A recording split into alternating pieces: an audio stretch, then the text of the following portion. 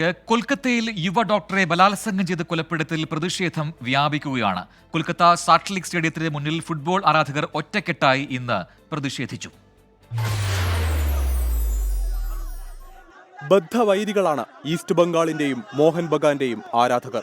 സ്വന്തം ടീമിനു വേണ്ടി മാത്രം വാദിച്ച് ശീലിച്ചവർ ഇന്ന് ഒറ്റക്കെട്ടായി മുദ്രാവാക്യം വിളിച്ചു. കൊൽക്കത്തയിൽ കൊല്ലപ്പെട്ട യുവ ഡോക്ടർക്ക് നീതി വേണമെന്നായിരുന്നു അവരുടെ ആവശ്യം.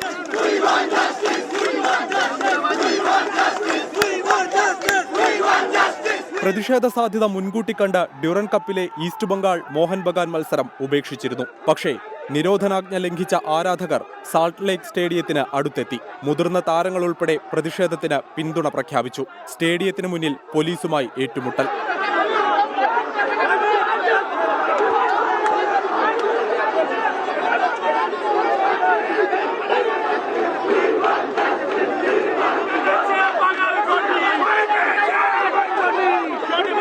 മുതിർന്ന താരങ്ങളെ ഉൾപ്പെടെ പോലീസ് കസ്റ്റഡിയിലെടുത്തു. പോലീസ് വാഹനം വളഞ്ഞ ആരാധകർ അവരെ മോചിപ്പിച്ചു.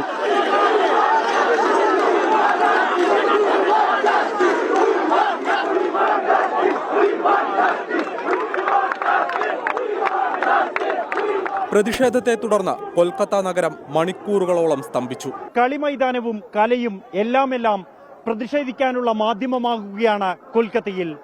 ഇരയ്ക്ക് നീതി ഉറപ്പാക്കും വരെ പോരാട്ടം അവസാനിപ്പിക്കില്ല എന്നാണ് പ്രതിഷേധക്കാരുടെ മുദ്രാവാക്യം.